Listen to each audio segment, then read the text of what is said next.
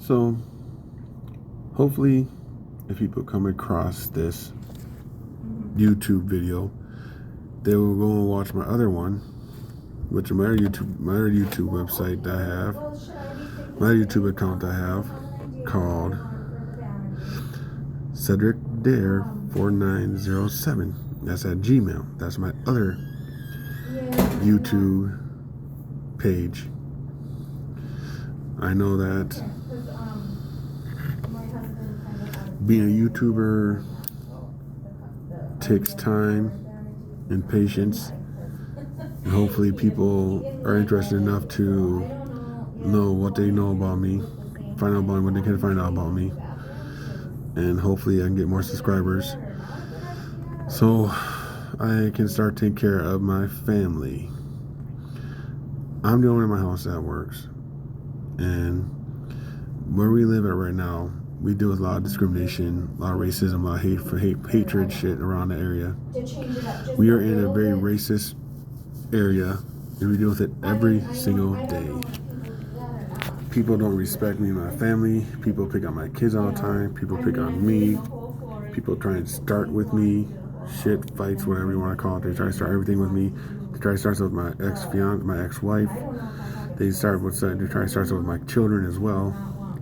And right now, I'm just trying to get myself out there, my face out there on YouTube, so people can see me, get to know me, and possibly subscribe and start following me and following my page.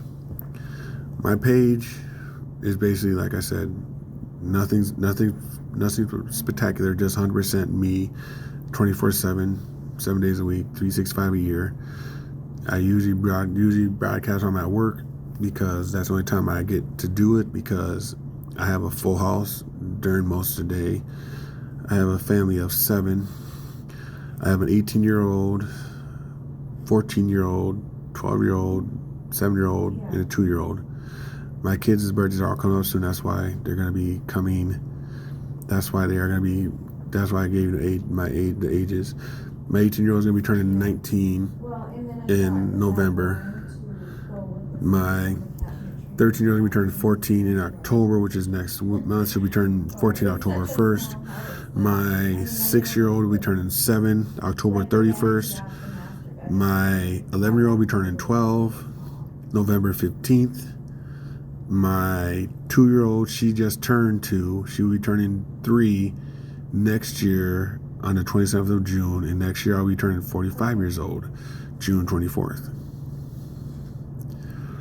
We have 4 cats, a dog, and we live in low-income housing where the people that own the complex don't fix nothing, don't repair anything, and they let everybody around there get away with treating our family the way they treat us.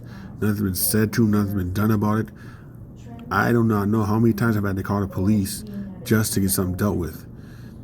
Like I said, my family deals with racism, hatred, and just prejudice around that area in general with a lot of people. We have a few friends, but not very many.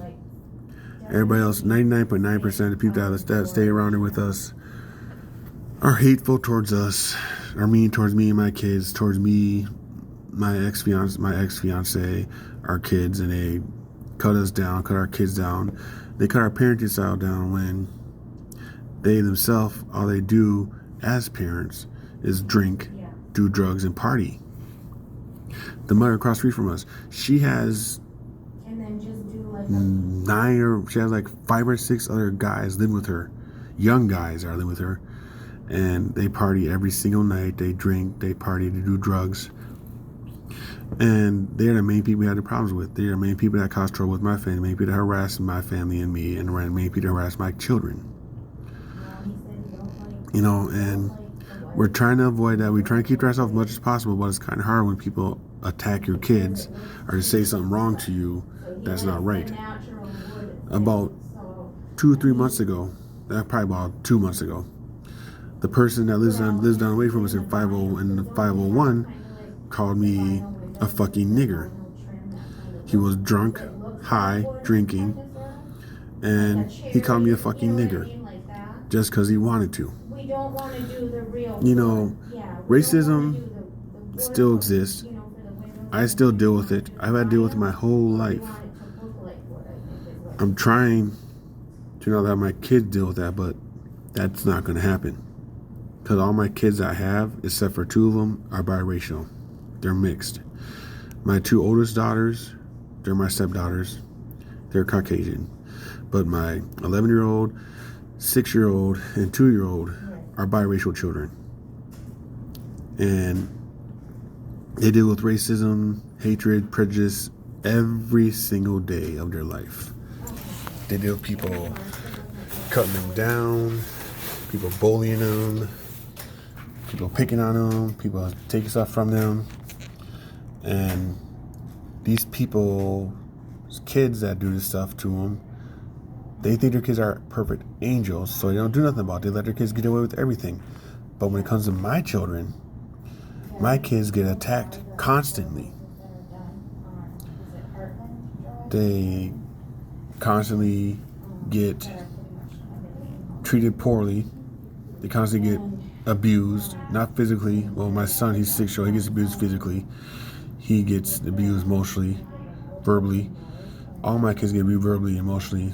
And my 6-year-old son, he's the main one that gets bullied a lot.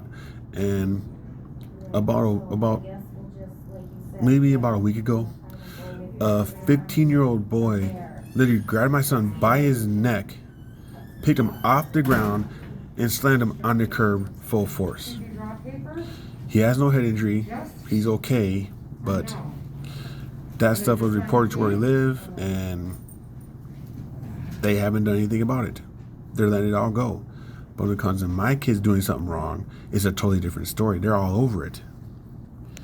But when my kids get picked on and bullied and I report it, they don't do nothing about it. They don't say nothing about it. They let it go, whatever.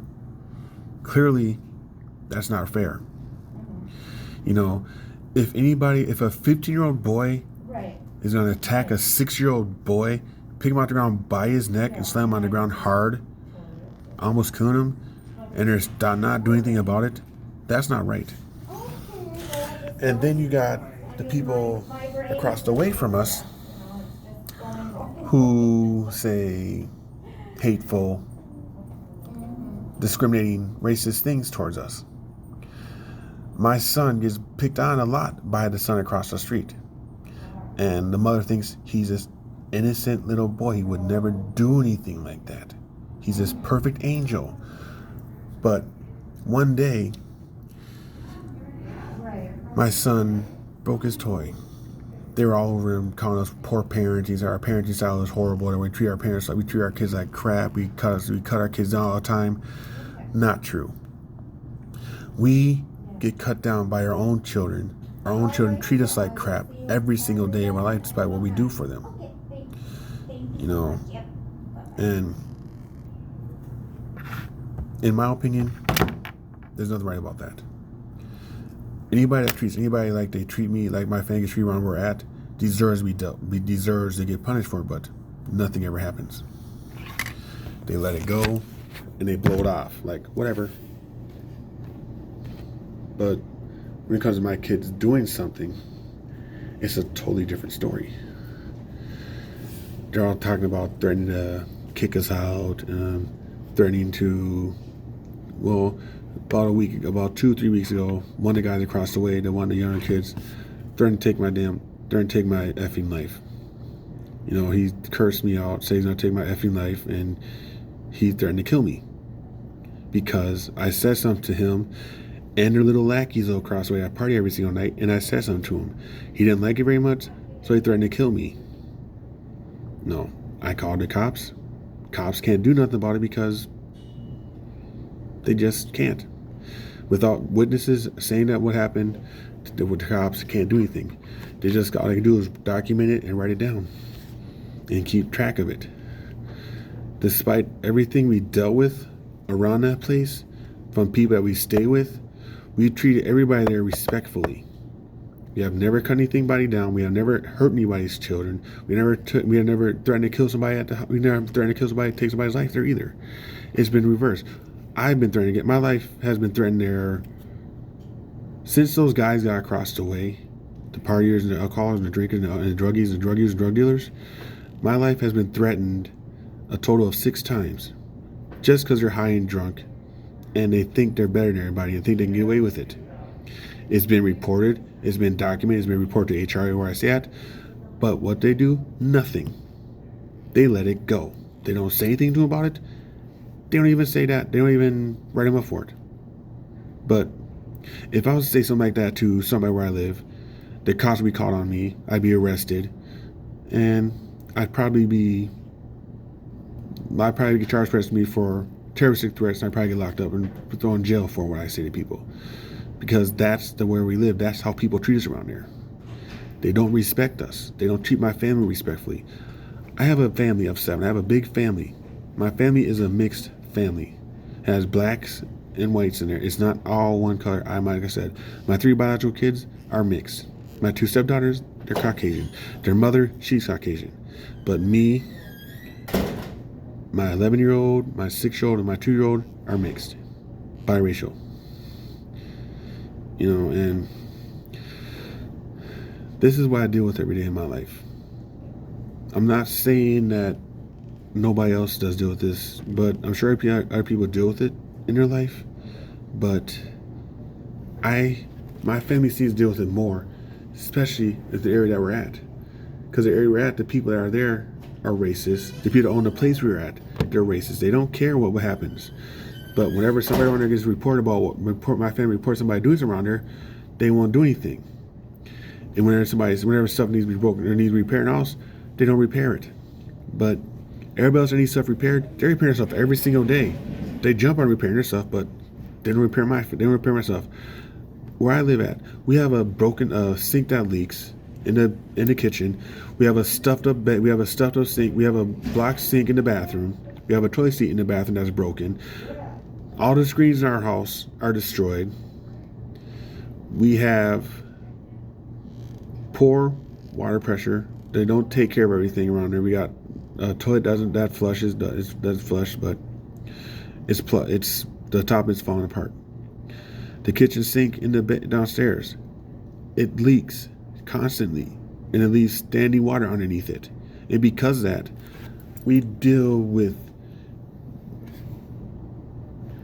flies and other stuff because they don't help, because we can't keep our house clean because we have a sink that's not working properly.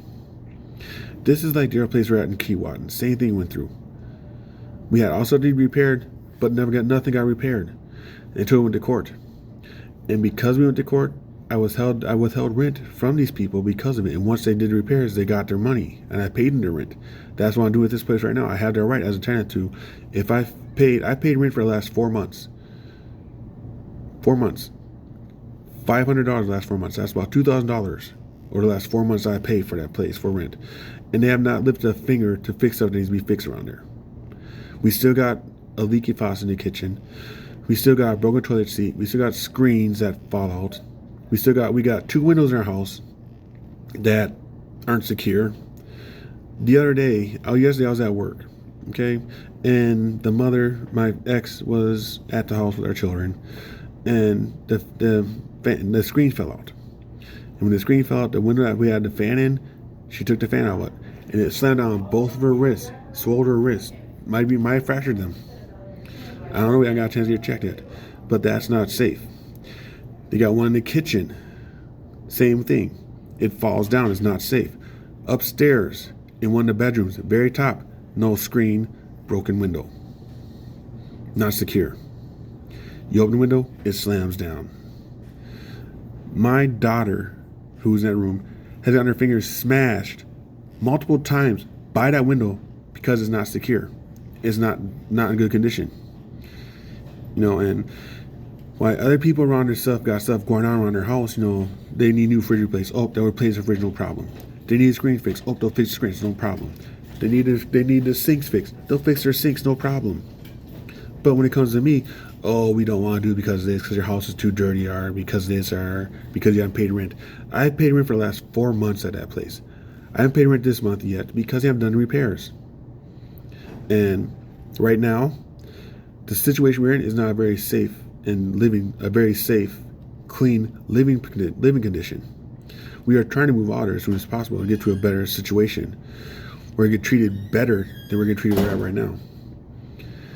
Every place we've gone to, no matter where it's been, Minneapolis, North Minneapolis, anywhere, my family has been treated poorly. We've dealt with prejudiceness, we've dealt with racism, we've dealt with hatred.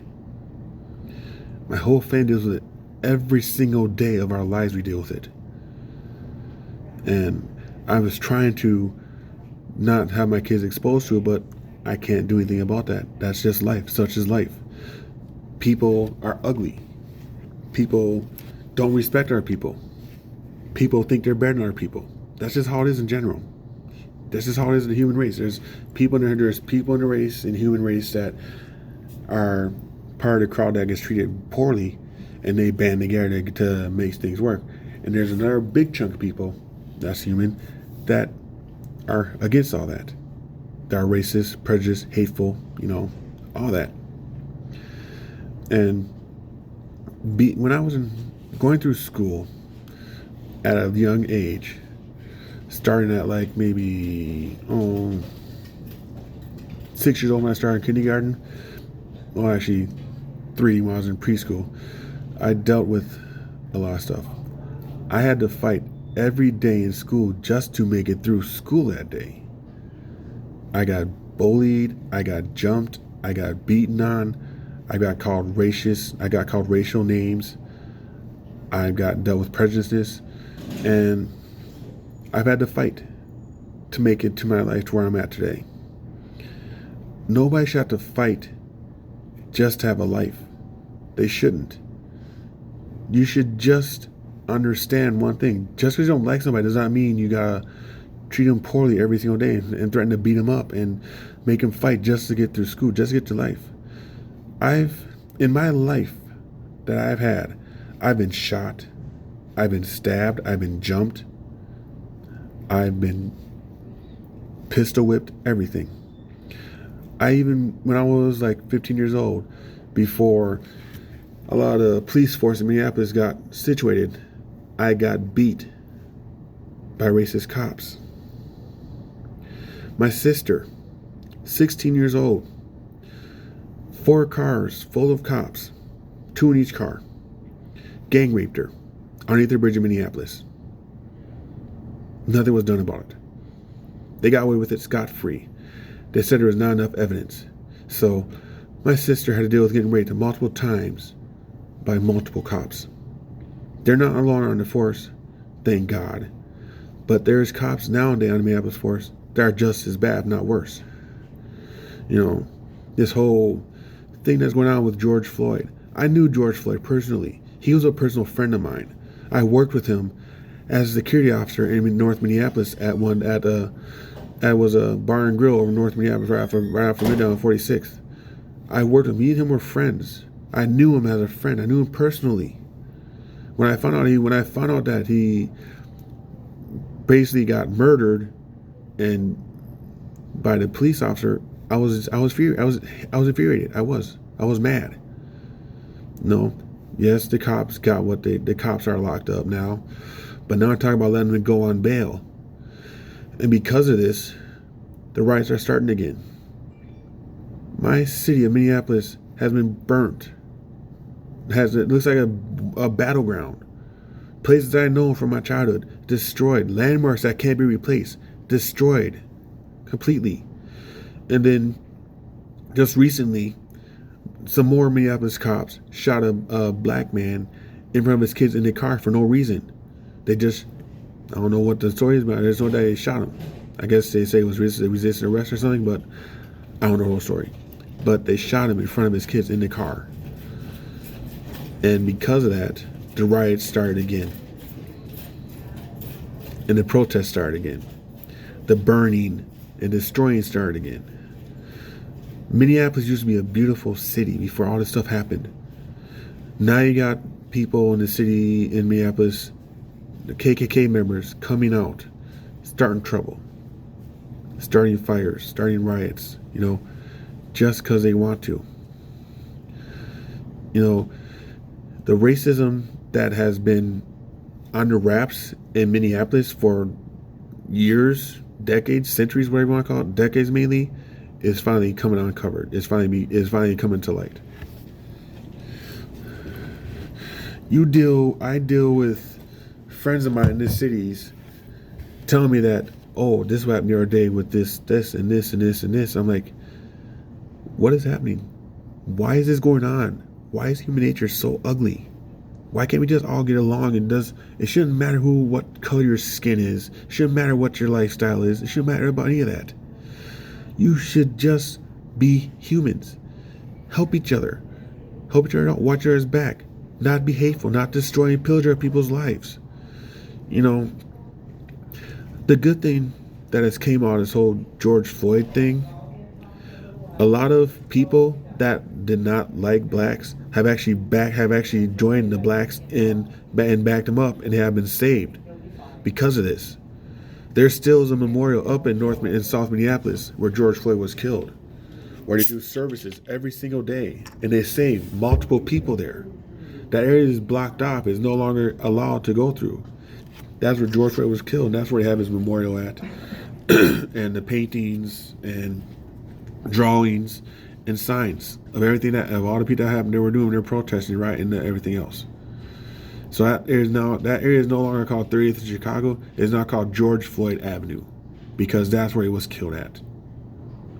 And because of that, people have came to God because of that. People have changed their lives because of that. People have came to back other people up. People have dealt with racism, hatred, their whole life.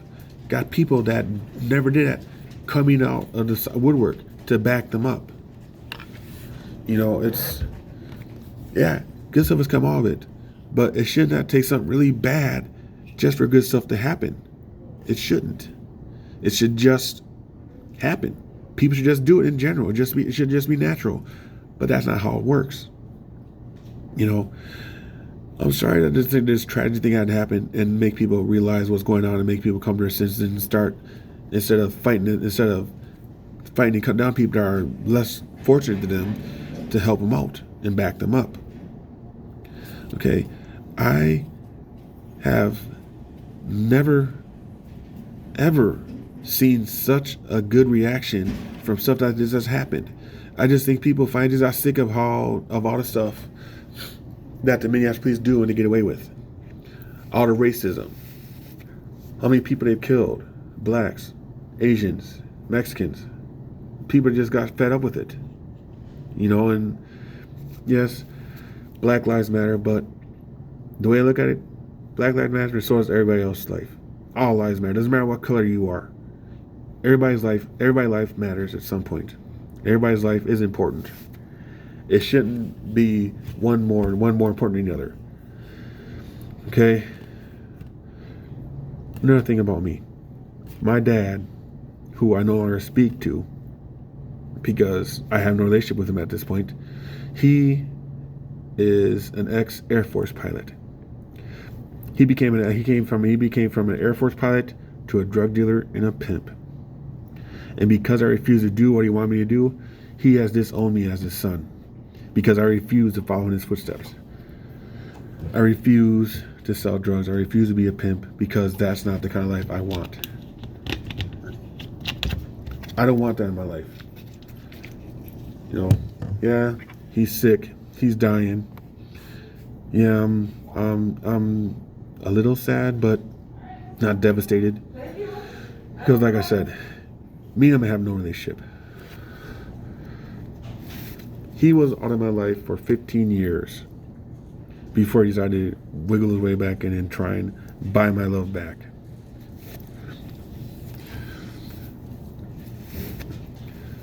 $15 old, he paid for me for a ticket to go down to Memphis, Tennessee to see my family. I was down there for 2 weeks to meet my family. And within that 2 weeks I was down there, he bought me $3,000 worth of clothes, hoping that would buy my affection. But I'm sorry. If you want my affection and you want my love and my attention, buying me stuff is going to do it. It's material stuff. I'm not a materialistic person. You know what's good? to have materialistic stuff, but it can be destroyed, it can be replaced very easily. But being the person that you are, or the person that I am, or that anybody is, cannot be replaced. All I can do is either improve or diminish. And as for me, my life has improved for a little bit, but now my life is diminishing again. I have no friends to talk to. I am lonely. I am sad. I am depressed. I feel unwanted by a lot of people. I feel unloved by a lot of people. Even by my own family, I feel that same way. People say that they love me and they care about me, but I don't feel it and I don't see it. You know, I'm not a bad person. I just don't have any friends to talk to. And all my friends I had when I was in Job Corps totally left me. They have my contact information. They don't have Facebook accounts, but they do not contact me. They just totally forgotten about me. I have not forgotten about them. I've been looking for them for the last 20 years, trying to find my friends I had back then when I was at Job Corps. But I can't find them anywhere.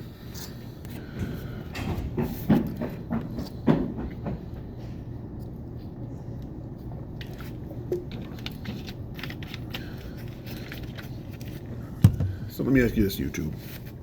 Is it wrong to be wanted, to be loved by somebody, to feel important? No, it's not. But dealing with the life I've dealt with my whole life, I'm not saying my life has been worse than anybody else. I'm sure everybody else had lives just as bad. I don't know about them. I know a few that have had life just as bad. And those are the few people I talk to as friends. I'm not saying that my life is worse than anybody's. I'm just saying my life is not where I want it at right now. I don't like being single. I don't like being depressed. I don't like feeling unwanted or unloved by anybody. I don't. You know, I'm human too. I need that kind of stuff as well. Yes, I'm a security officer, but what good can I be as a security officer if I don't feel like I'm wanted at my someplace? The reason why I like my job so much here as a security officer is because here I actually feel wanted and I feel important. Because I know I'm important, I know I want here. But outside of here, outside of my job as a security officer, as a father, a parent, a 4-year-old black man, I don't feel it at all. You know, I go to church every Sunday trying to find some reason, trying to find some faith, and trying to find some clarification about why I go through what I go through right now. Yes, everybody says God put you through this, everything for a reason, but my reason is why you put me through what I'm going through right now. I've been through a lot. Yes, it's made me a stronger person, but as well as making me a stronger person, it's also made me brittle, and lonely. I don't have any friends to talk to. Nobody wants to talk to me. Nobody wants to get to know me. You know, and what good is that? Okay, you know, I'm at my job. I love it. I love it very much. There's no doubt I love this job. I come here every single day. I do what I can to get here on time. And if need, I stay late. If need, I do what I need to do as well.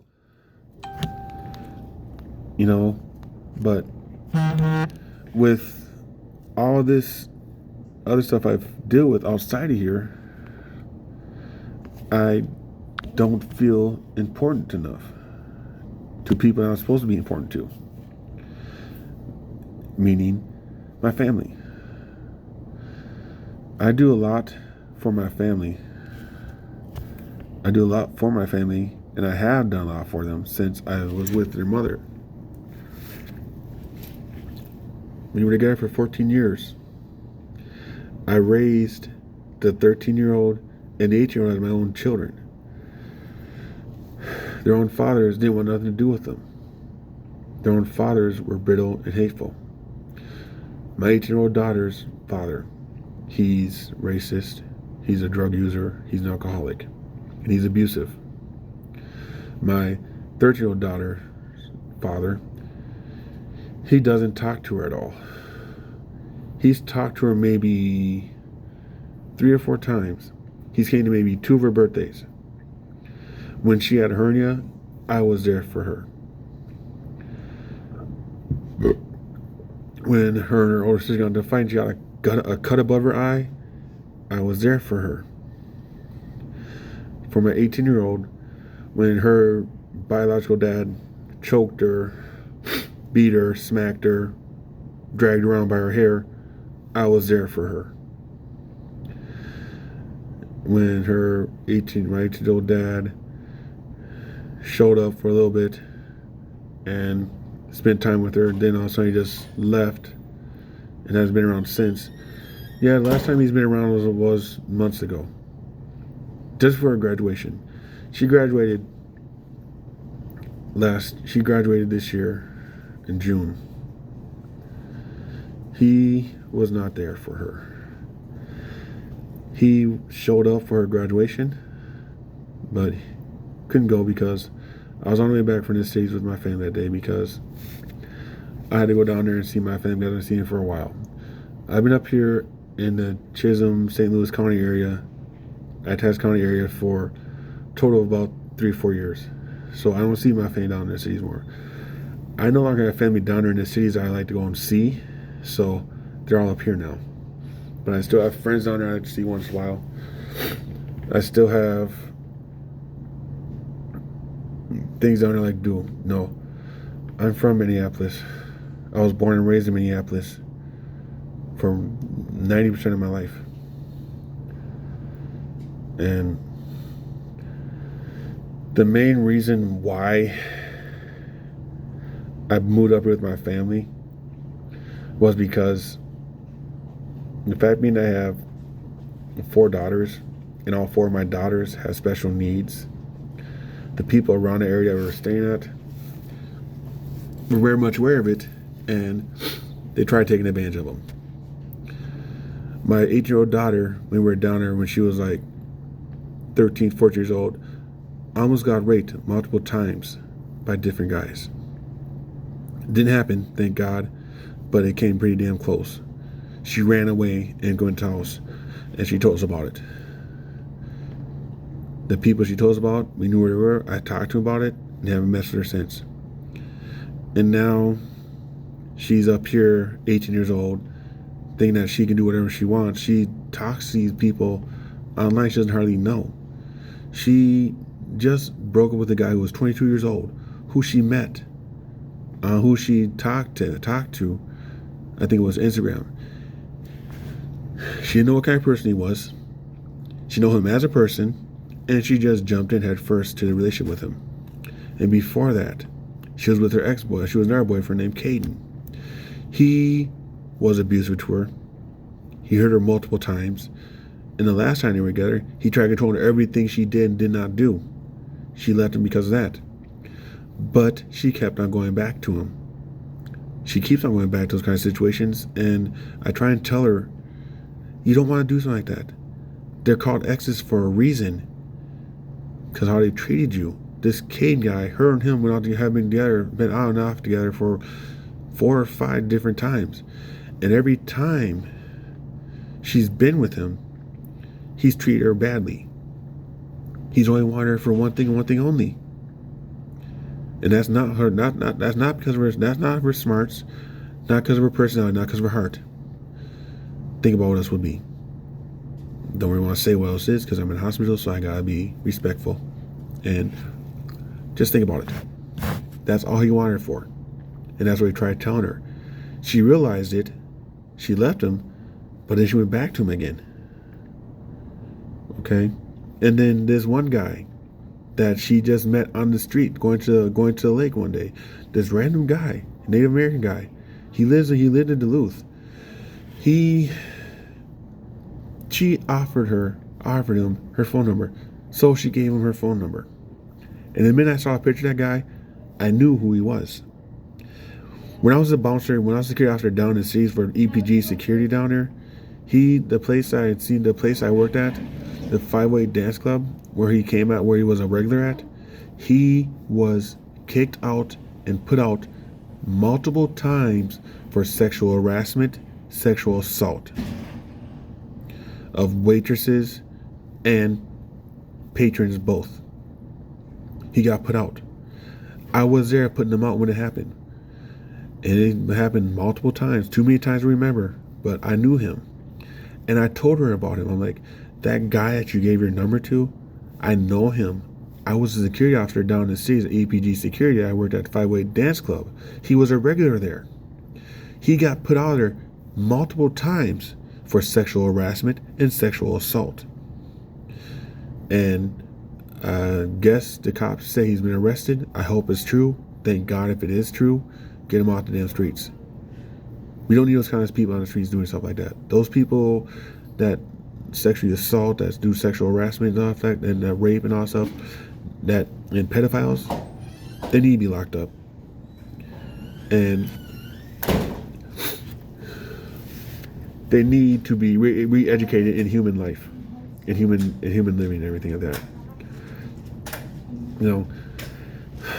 So this is probably the longest video I've done for YouTube right here. Been on for a half hour. And this is just a start of what kind of person I am and what I deal with and why I'm putting myself out there as I am as a person. A lot of stuff that I'm putting out there, I'm taking a big risk. It can go either way. It can give me good results or give me bad results. I haven't got into any of the stuff that's the really raunchy stuff. I haven't got into it yet, but it will get to that point eventually.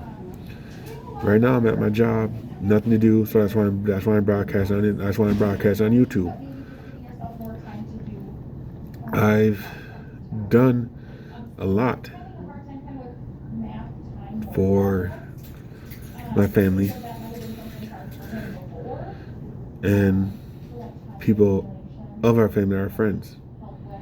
Well, not my friends, but the mother's friends. I've done a lot with them. I've done a lot for them. I put my own life on hold for these kids to make sure they got everything they needed. Regardless if I need something or not. If I need something to eat, I wouldn't do it. I have always put my kids first. And I will continue to put my kids first until I die. My kids are my life. They are more important to me than my own life at this point. I would die for my kids. I would go to prison for my kids just to make sure they're safe. It'd be worth it. Because my kids, because I love them very much. And they are worth everything that I get and everything that happens to me. Everything that happens to them, they don't deserve. If they get abused or hurt and I go out there and take care of myself, more than likely I'll get locked up in prison, but I do it for my children. My children mean the world to me, regardless of what they think. I have never, ever, once turned my back on my kids when they need me to be there for them. I have always been there for them, despite everything else. And now, I need people to be there for me, to talk to get to know me as a person, to get me up there again. I am so depressed and so down right now, and so alone, it's hard to explain. Yes, I take medication for it, but that only can do so much. It's not the same as having people to talk to you and check on you every day and ask how you're doing and say and comment you about something. That's all I really want. Is people there for me to help me feel better about myself. I have such a low self-esteem and low self-confidence, and that's why I go to therapy, and that's why I have medication for it to help me with that. So if anyone comes across this video at any time, if you're interested, watch it, subscribe, follow, let your friends know about this. I have another account on here called with the name underneath, Lawrence Roberts 897. It's the same thing on here on YouTube. This is my other one. This is my Secretary 4907 at YouTube. My other one is the Lawrence Roberts one at 847 or 897 at YouTube. So please take the time to get to know me. Take time to talk to me. Take the time to help me out when I'm feeling down, because I don't get that right now where I stay at. Even with my family, I don't get that kind of support that I need. I don't. And so that's why I am putting myself out here on YouTube and Instagram, and I will be doing stuff on Snapchat too. I also have a Snapchat one too, and it's I remember exactly what, but I know it's once I find it, I'll put it on my account. I'll put it in my info in my bio here on YouTube, on both my YouTubes. So for now, I'll talk to y'all later. Thanks for listening. Thanks for taking the time out of your busy day to know a little something about me as a person. The more you do this, the more you'll know about me. And like I said on my broadcast, there's gonna be some stuff that's gonna piss you off and make you hate me. If that's how you're gonna feel about me with that stuff, then don't subscribe. Don't follow.